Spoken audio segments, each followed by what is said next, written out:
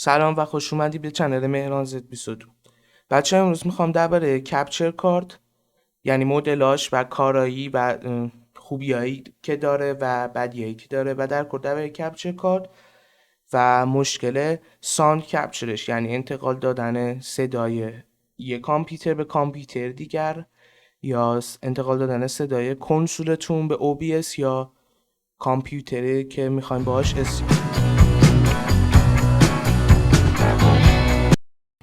خب اول از همه من میخوام درباره کپچر کارت حرف بزنم و انواع و مدل‌های مختلفش رو اینجا واسهتون آوردم. کپچر کارتایی که کارایی کافیه دارند و تقریبا قیمت متعادلی دارن رو به بالا، ولی خب بستگی داره که شما چجوری میخواید از کپچر کارت استفاده کنید، برای استریم یا برای رکورد یا برای جفتش. خب اول از همه من کپچر کارت که خودم استفاده میکنم و نشون میدم. من این کپچر کارت خریدم 4,200,000 ولی الان قیمتش 1,750,000 1,800,000. واقعا قیمت خیلی خوبی داره الان. و اسم این کپچر کارت داخل دیجی کالا ایزد کپ 301. این کپچر کارت چینیه، یعنی مال خود چین دسته ساخته شده خود چینه، ولی کیفیت خوبی داره، واقعا خوبه و همه چیش هم کامله و اوکی، فقط یه خورده نسبت به بقیه رقباش قدیمی تره. حالا این کپچر کارت کلن چی کار میکنه؟ کارای این کپچر کارت چیه؟ بذارید یه عکس درست بیارم ازش. خب ببینید این کپچر کارت دو سمت داره، البته بستگی به مدل ساختار این کپچر کارت داره. نگاه کنید این کپچر کارت کلا دو ور داره، یعنی یه ور این ور، یه ور اوت، یه ور اینپوت. اوت اینپوت یعنی ورودی و خروجی. کپچر کارت این به نظر بچه‌ها اینم بگم که بهترین کپچر کارت در حال حاضر توی بازار دنیا و ایران به نظر من HT60S و پرو و مدل‌های دیگه الگاتو که الانم داخل دیجی کالا موجود شده به قیمت 10,200,000. واقعا زیاده، ولی خب کیفیت ها کارایی که داره واقعا فوق العاده است. خب میخوام الان براتون مثال بزنم و کاراییشه بگم. شما این کپچر کارت خریدید و میخواید یه PC یا به PC دیگه وصل کنید. شما باید 2 تا HDMI خریده باشید. 2 تا HDMI کیفیت خوب، به خاطر اینکه تنها کارایی چیزی که می‌خرید تنها کارایی بالایی می‌خوایم بگیم، تنها چیزی که خوبی می‌خرید نه فقط کپچر کارت باشه، باید HDMI خوب با کیفیتی صدای خوبی که انتقال میده هم داشته باشه. اینپوت برای اینه که شما اولین HDMI یا ورودیشو میزنیم به کارت گرافیک. کارت گرافیک یه دونه اینپوت یه دونه اوتپوت HDMI داره، همه این کارت گرافیک های الان داره. میزنین داخلش و وارد میکنین داخل اینپوت. داخل اینپوت که وارد کردید، این تصویر کارت گرافیکتون میره داخل این کپچر کارت و یه قسمت دیگه داره به نام اوت. این اوت ها اون یکی HDMI دونه وصل میکنید به اوت اینور کپچر کارت و وصل میکنید اون سرش به مانیتور. این کاری که کپچر کار میکنه که یه سری دم و دستگاه داره، نمیدونم داخلش چیه، که تصویرا ذخیره سازی میکنه داخل خودش و روی کامپیوتری دیگه که واسطه شده این وسط ضبط میکنه و تصویر ساده و تصویر اوکی یا میده به مانیتور از کارت گرافیک. بعد حالا شما 2 تا HDMI که وصل کردید داخل اینجا، یه دونه درگاه USB داره اینجا. حالا فرق میکنه درگاهاشون. به عنوان مثال ایزد کبی که من دارم درگاهش USB-C یعنی درگاه ساده است، ولی این انگار فرق میکنه، نمیدونم چه مدلیه. شما یه سیم بهتون میده، خود داخل خود جعبش هست، شما وصل میکنید به داخل اینجا و دقت کنید که کپچر کارتی که میخرید حتما USB 3 باشه، چون اکثر الان دیگه USB 3 هست. شما وارد میکنید داخل اینجا و میزنید به اون کامپیوتری که میخواین باهاش رکورد کنید یا استریم کنید. به کامپیوتر دیگه نباید HDMI وصل بشه، تنها چیزی که لازمه وصل بشه USB درگاه USB شه. بعد USB میزنی داخل اینجا وصل میکنی به درگاه USB کامپیوترتون. به این صورت تصویر این کامپیوتری که الان داریم به عنوان مثال میره داخل کامپیوتر دیگه و شما میتونید اون تصویر را رکورد کنید یا اینکه استریم کنید. خب حالا شما اینا خریدید، تصویر را دارید، همه چی اوکیه، تنظیمات همه چی اوکی کردین، ولی مشکلتون اینجاست که صدا به هیچ عنوان نمیره. صدا قطعه و اصلا صدایی وجود نداره و داخل OBS هر کاری میکنید فقط تصویر دارید و صدا ندارید.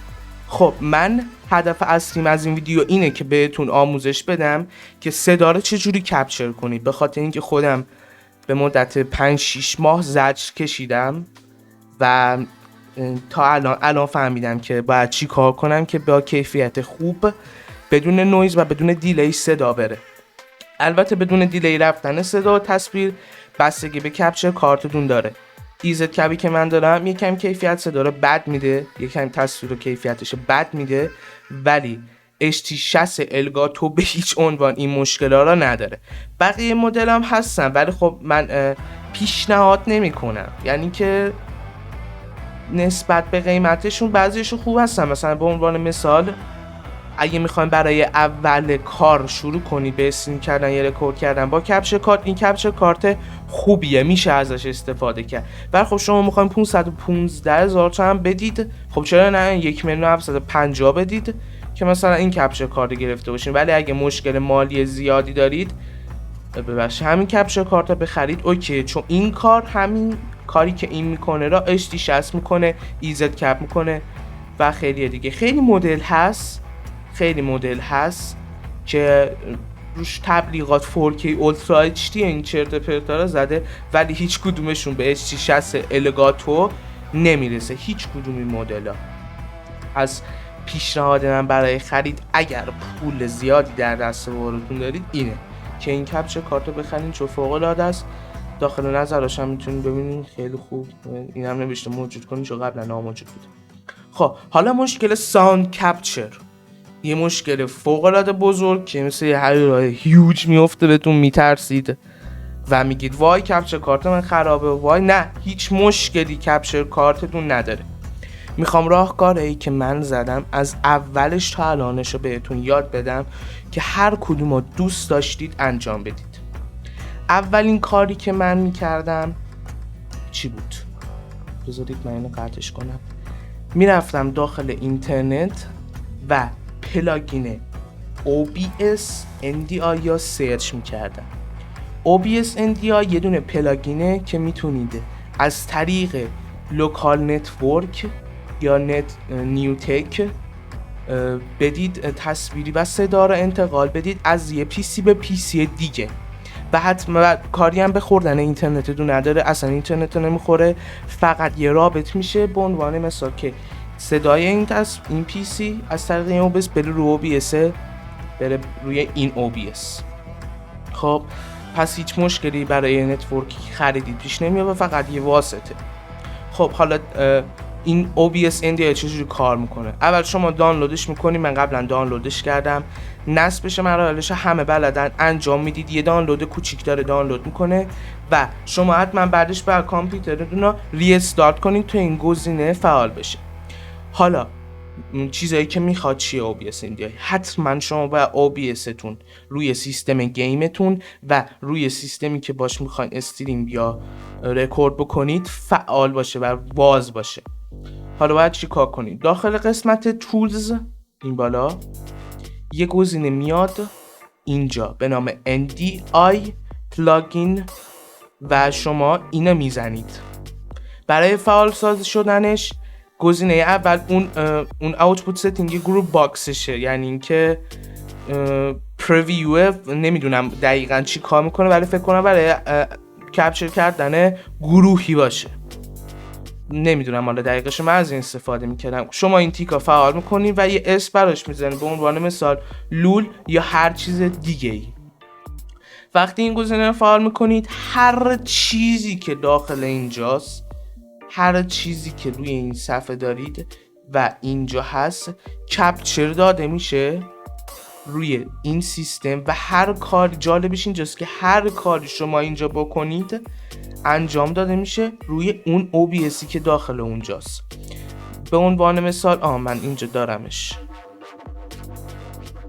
ببخشید من اینجا دارمش. NDI که بزنید اینجا سورس نیمش هست، یعنی NDI که روی سیستم گیمتون واز کردید و میزنید. اگر شما همه چیزشو درست انجام داده باشی و نتورک ها یکی باشه، اینجا یه گزینه میاد، یه گزینه که اومد داخل اینجا انتخابش میکنید و میتونید اینجا انتخاب کنید که هایست و لاوست، یعنی این که تصویر با کیفیت یا بی کیفیت یا فقط صدا رو کپچر بدید. من به عنوان آدیو استفاده میکردم و اصلا نمیخوام اینا رو توضیح بدم. اگر دوست داشتین درباره NDI توضیح بدم میتونید درخواست کنید داخل کامنت ها، چون میتونید از OBS NDI بدون اینکه کپچر کارت داشته باشید استفاده کنید و تصویر این کامپیوتر گیمتون رو بدید به تصویر OBS اون یکی کامپیوترتون، ولی اینم لحاظ کنین که CPU بیشتر خورده میشه. حالا اگه دوست داشتین میتونی بهم بگین که یه ویدیو دربارش بسازم. خب من از آیدیو اونلی استفاده میکردم و سینکش رو روی اینترنت میذاشتم. دقیقا نمیدونم فرق اینا چیه، ولی خب شما میتونید سرچش کنید و ببینید فرقشون چیه. خب اینا رو هم گزینه‌اش هر موقع فعال میکردم اکثرا یا قطع میشد یا بعضی موقع کمک میکرد که بهتر بشه. حالا بازم اطلاعی درباره اینا ندارم. لترس مود رو همیشه میذاشتم روی لو که صدا دیلی نداشته باشه. خب حالا شما OBS NDI وصل کردید و آماده استریم کردنید، اوکی همه چی. تنها کاری که میکنید OBS رو میزنید پایین و میکنید از سون کپچری که داره میشه داخل کامپیوتر رکوردی استریمتون. ولی اینم لحاظ کنید که اگر نتورک این قطع بشه صدا اونور کلا قطع میشه. اینم لحاظ کنید. و یه سری مشکلات دیگه، مثلا اگه OBS مثلا یه برنامه باز کردین CPU دون ضعیفه یه چیزای دیگه، اگر OBS به عنوان مثلا صدا داره کپچر میشه یه دقیقه وایس اینجا، مثلا به عنوان 1 میلی ثانیه وایس اینجا 1 میلی ثانیه هم اونور صدا دیلی پیدا میکنه. خیلی مشکلات دیگه ای داره OBS NDI، ولی خب این اولین راهی بود بچه ها که من حدود تقریبا 3 الی 4 ماه تموم ازش استفاده میکردم. واقعا خوب کار میکرد، واقعا اوکی بود، ولی جدیدن داشت اذیتم میکرد و گفتم دیگه مهران بیچاره شدی، OBS NDI خراب شد و دیگه هیچ راهی نداری مهران، حالا باید چی کار کنی؟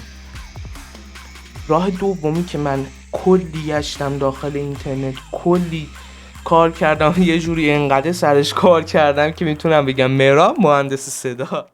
خب بچه ها اینجا پارت 1 تموم میشه و پارت 2 رو تقریبا 1 روز یا 2 روز بعد از این پارت میذارمش داخل چنل. به این دلیل 2 پارتش کردم چون تایم کلش تقریبا 30 دقیقه بود و خیلی بود که بخوام یکیشا 30 دقیقه رو توی یک ویدیو قرار بدم و بذارم. پس پارت بندیش کردم، کلا 2 تا پارت شد. پس مثل حمایتاتون.